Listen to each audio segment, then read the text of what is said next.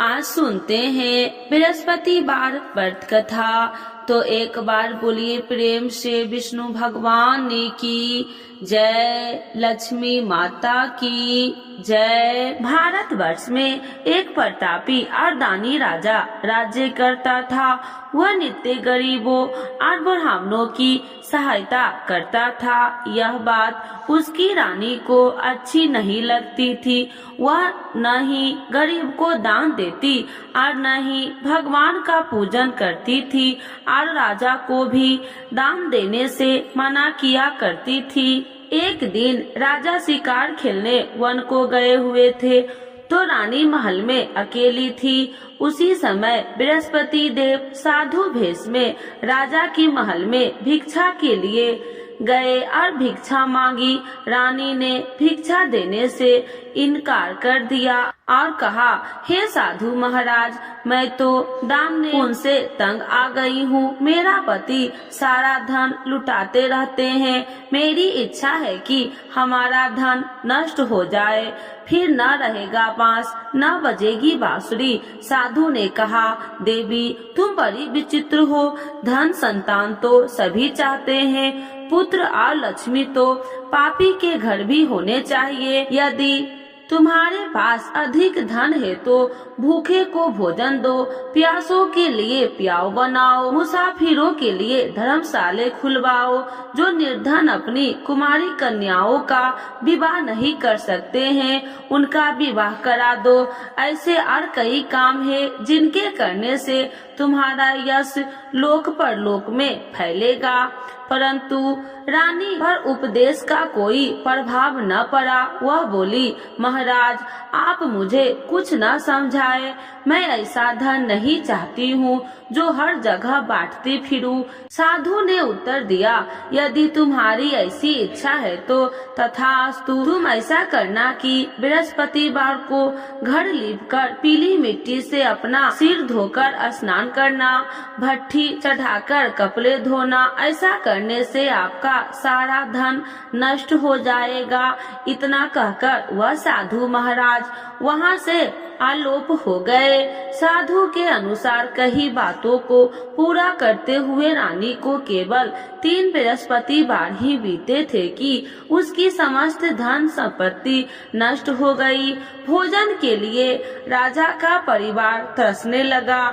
तब एक दिन राजा ने रानी से बोला कि रानी तुम यहीं रहो, मैं दूसरे देश को जाता हूँ, क्योंकि यहाँ पर सभी लोग मुझे जानते हैं, इसीलिए मैं कोई छोटा कार्य नहीं कर सकता। ऐसा कहकर राजा परदेश चला गया। वहाँ वह जंगल से लकड़ी काट कर लाता और शहर में बेचता।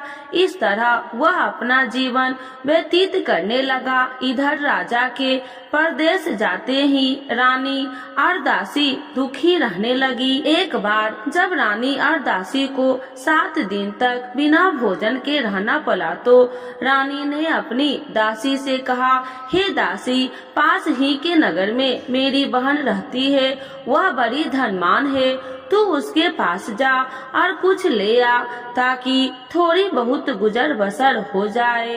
दासी रानी की बहन के पास गई। उस दिन गुरुवार था और रानी की बहन उस समय बृहस्पतिवार व्रत की कथा सुन रही थी।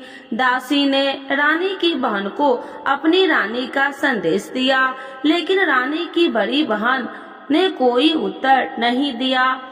जब दासी को रानी की बहन से कोई उत्तर नहीं मिला तो वह बहुत दुखी हुई और उसे क्रोध भी आया। दासी ने वापस आकर रानी को सारी बात बता दी। सुनकर रानी ने अपने भाग्य को कोसा। उधर रानी की बहन ने सोचा कि मेरी बहन की दासी आई थी, परंतु मैं उनसे नहीं बोली, इससे वह बहुत दुखी हुई होगी। कथा सुनकर और पूजन समाप्त करके वह अपनी बहन के घर आई और कहने लगी, हे बहन, मैं बृहस्पतिवार का व्रत कर रही थी, तुम्हारी दासी मेरे घर आई थी, परंतु जब तक कथा होती है तब तक न तो उठते हैं और न ही बोलते हैं, इसीलिए मैं नहीं बोली। कहो दासी क्यों गई थी? रानी बोली, बहन तुमसे क्या छुपाऊं, हमारे घर में खाने तक को अनाज नहीं है। ऐसा कहते कहते रानी की आंखें भर आई। उसने दासी समेत पिछले 7 दिनों से भूखे रहने तक की बात अपनी बहन को विस्तार पूर्वक सुना दी। रानी की बहन बोली, देखो बहन, भगवान बृहस्पति देव सबकी मनोकामनाओं को पूर्ण करते हैं। देखो, शायद तुम्हारे घर में अनाज रखा हो। पहले तो रानी को विश्वास नहीं हुआ, पर बहन के आग्रह करने पर उसने अपनी दासी को अंदर भेजा तो उसे सचमुच अनाज से भरा एक घड़ा मिल गया। यह देखकर दासी को बड़ी हैरानी हुई। दासी रानी से कहने लगे कि हे रानी, जब हमको भोजन नहीं मिलता तो हम व्रत ही तो करते थे, इसीलिए क्यों न इनसे व्रत और कथा की विधि पूछ ली जाए ताकि हम भी व्रत कर सके। तब रानी ने अपनी बहन से बृहस्पतिवार व्रत के बारे में पूछा। उसकी बहन ने बताया, बृहस्पतिवार के व्रत में चने की दाल और मुनक्के से विष्णु भगवान का केले की जड़ में पूजन करे तथा दीपक जलाए, व्रत कथा सुने और पीला भोजन ही करे। इससे बृहस्पति देव प्रसन्न होते हैं।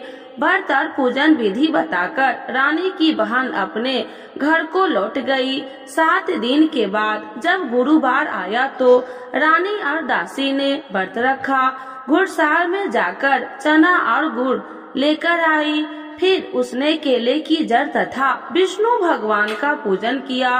अब पीला भोजन कहाँ से लाए, इस बात को लेकर दोनों बहुत दुखी थी, चूँकि उन्होंने व्रत रखा था। इसीलिए बृहस्पति देव उनसे प्रसन्न थे।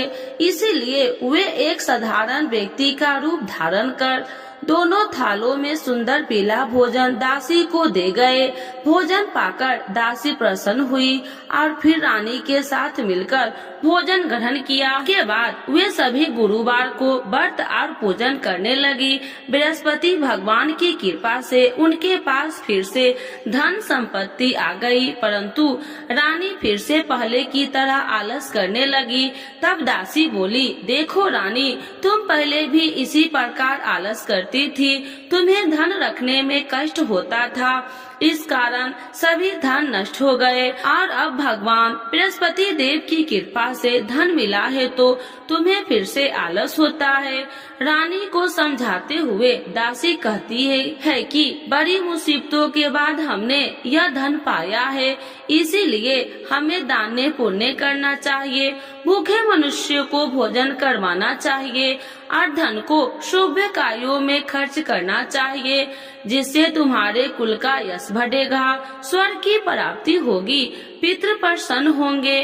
दासी की बात मानकर रानी अपनी धन शुभ कार्यों में खर्च करने लगी, जिससे पूरे नगर में उसका यश फैलने लगा। एक दिन राजा दुखी होकर जंगल में एक पेड़ के नीचे आसन जमा कर बैठ गया। वह अपनी दशा को याद करके व्याकुल होने लगा। बृहस्पतिवार का दिन था। एकाएक उसने देखा कि निर्जल वन में एक साधु प्रकट हुए। वह साधु भेष में स्वयं बृहस्पति देवता थे। लकड़हारे के सामने आकर बोले, हे लकड़हारे, इस सुनसान जंगल में तू चिंता मग्न क्यों बैठा है? लकड़हारे ने दोनों हाथ जोड़कर प्रणाम किया और उत्तर दिया, महात्मा जी, आप सब कुछ जानते हैं, मैं क्या कहूँ। यह कहकर रोने लगा और साधु को अपनी आत्मिक कथा सुनाई। महात्मा जी ने कहा, तुम्हारी स्त्री ने बृहस्पतिवार के दिन बृहस्पति भगवान का निरादर किया है, जिसके कारण रुष्ट होकर उन्होंने तुम्हारी यह दशा कर दी है। अब तू चिंता को दूर करके मेरे कहने पर चलो तो तुम्हारे सब कष्ट दूर हो जाएंगे और भगवान पहले से भी अधिक संपत्ति देंगे। तुम बृहस्पतिवार के दिन कथा किया करो। 2 पैसों के चने मुनक्के लाकर उसका प्रसाद बनाओ और शुद्ध जल से लोटे में शक्कर मिलाकर अमृत तैयार करो। कथा के पश्चात अपने सारे परिवार और सुनने वाले प्रेमियों के अमृत व प्रसाद बांटकर आप भी ग्रहण करो। ऐसा करने से भगवान तुम्हारी सब मनोकामनाएं पूरी करेंगे। साधु के ऐसे वचन सुनकर लकड़हारा बोला, हे प्रभु, मुझे लकड़ी बेचकर इतना पैसा नहीं मिलता जिससे भोजन के उपरांत कुछ बचा सकूं। मैंने रात्रि में अपनी स्त्री को व्याकुल देखा है। मेरे पास कुछ भी नहीं जिससे मैं उसकी खबर मांगा सकूं। साधु ने कहा, हे लकड़हारे, तुम किसी बात की चिंता मत करो। बृहस्पतिवार के दिन तुम रोजाना की तरह लकड़ियां लेकर शहर को जाओ। तुमको रोज से 2 गुना धन प्राप्त होगा जिससे तुम भली भांति भोजन कर लोगे तथा बृहस्पति देव की पूजा का सामान भी आ जाएगा। इतना कहकर साधु अंतर ध्यान हो गए। धीरे धीरे समय व्यतीत होने पर फिर वही बृहस्पतिवार का दिन आया। लकड़हारा जंगल से लकड़ियां काटकर किसी शहर में बेचने गया। उसे उस दिन और दिन से अधिक पैसा मिला। राजा ने चना गुड़ आदि लाकर गुरुवार का व्रत किया। उस दिन से उसके सभी कलेश दूर हुए, परंतु जब दोबारा गुरुवार का दिन आया तो बृहस्पतिवार का व्रत करना भूल गया।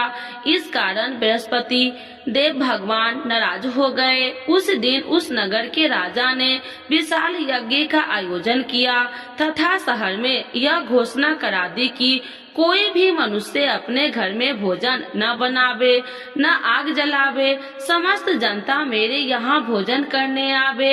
इस आज्ञा को जो न मानेगा उसे फांसी की सजा दी जाएगी। इस तरह की घोषणा संपूर्ण नगर में करवा दी गई। राजा की आज्ञा अनुसार शहर के सभी लोग भोजन करने के लिए लकड़हारा कुछ देर से पहुँचा, इसीलिए राजा को उसको अपने साथ घर ले गए और ले जाकर भोजन करा रहे थे तो रानी की दृष्टि उस खूंटी पर पड़ी जिस पर उसका हार लटका हुआ था।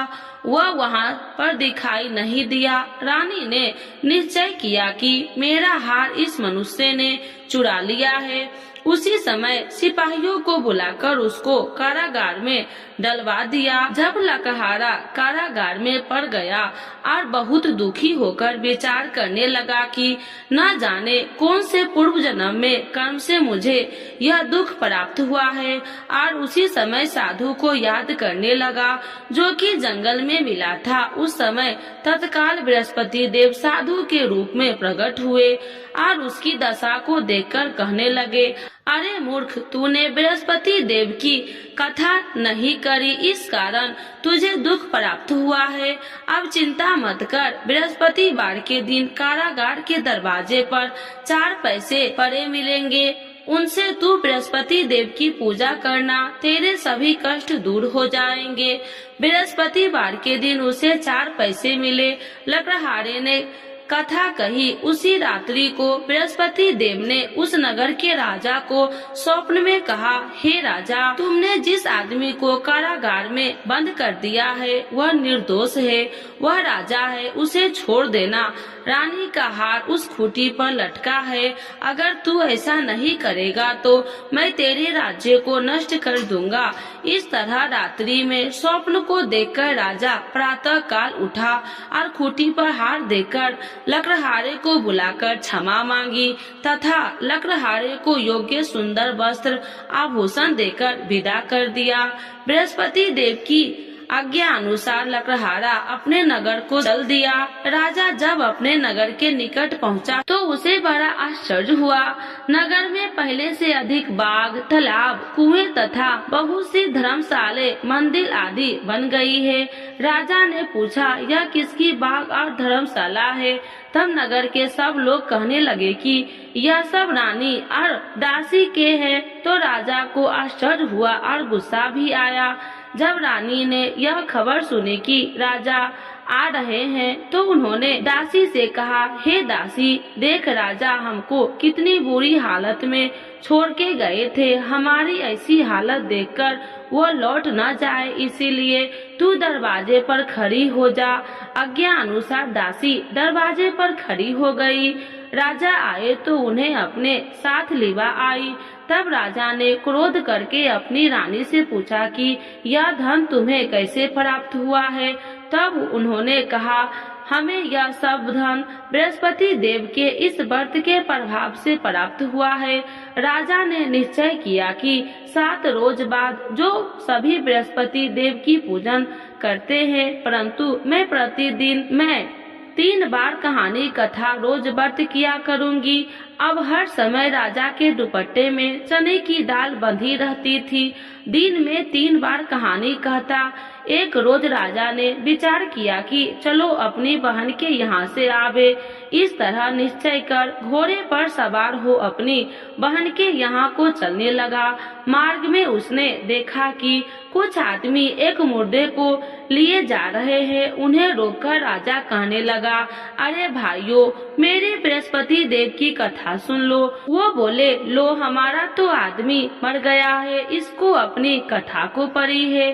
परंतु कुछ आदमी बोले, अच्छा कहो, हम तुम्हारी कथा भी सुनेंगे। राजा ने दाल निकाली और जब कथा आधी हुई तो मुर्दा हिलने लग गया और जब कथा समाप्त हुई तो राम राम कह के मनुष्य उठकर खड़ा हो गया। आगे मार्ग में उसे एक किसान खेत में हल चलाता मिला।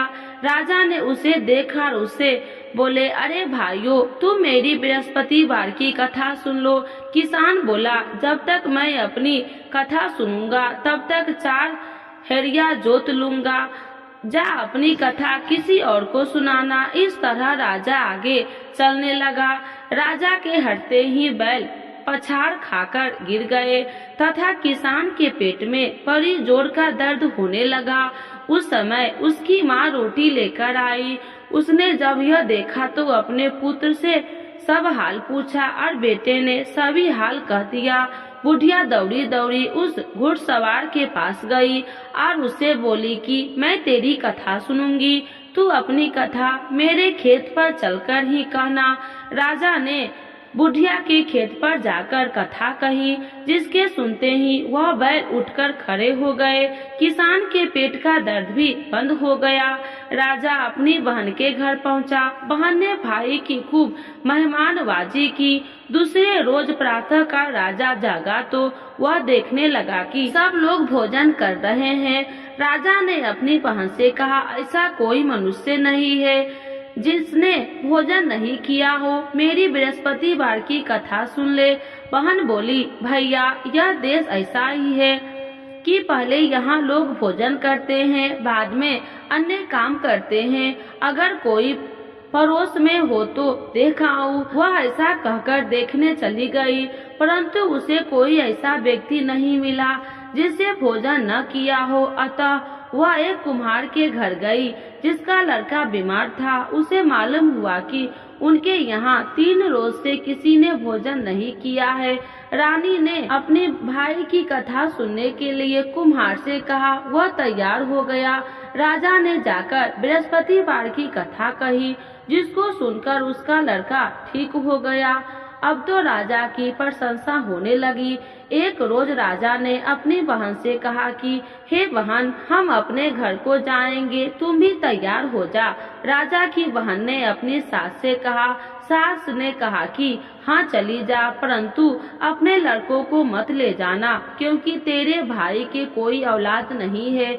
बहन ने अपने भाई से कहा, हे भैया, मैं तो चलूंगी, पर कोई बालक नहीं जाएगा।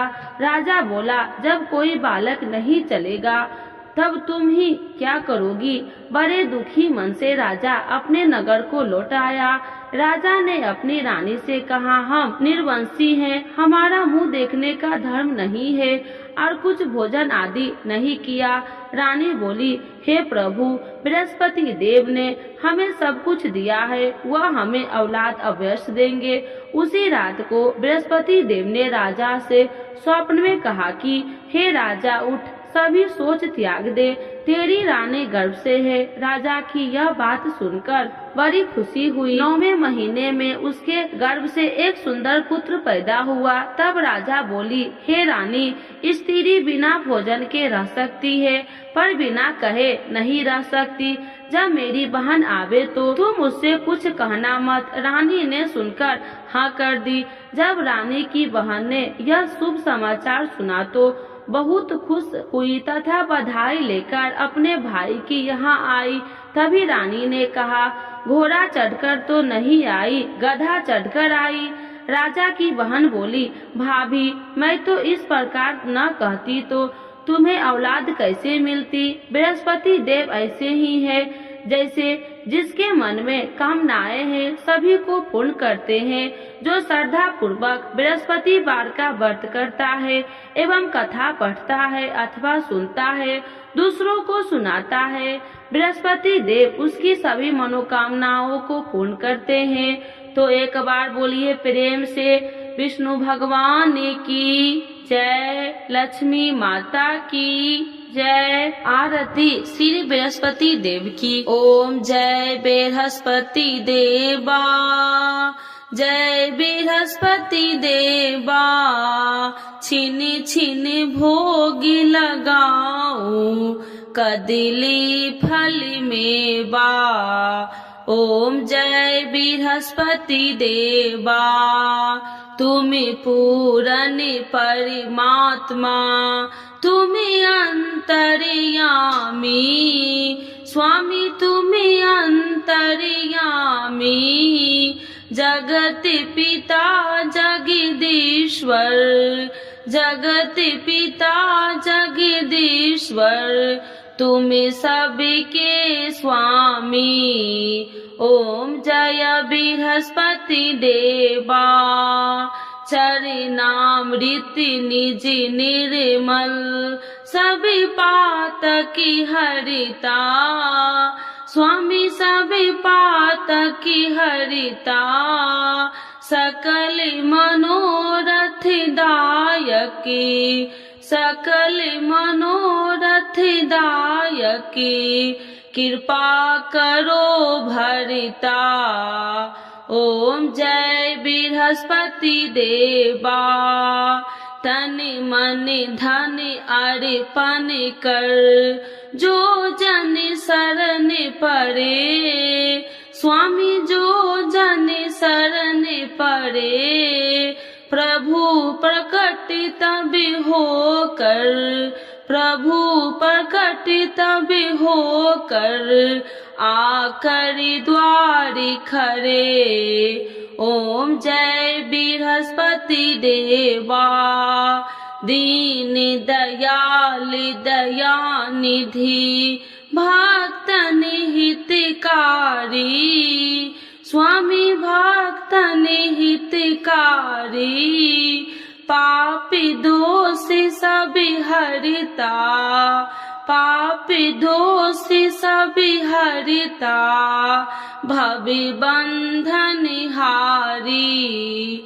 ओम जय बृहस्पति देवा, सकल मनोरथ दायकी, सब संशय तारो, स्वामी सब संशय तारो, विषय विकार मिटाओ, विषय विकार मिटाओ, संतन सुखकारी।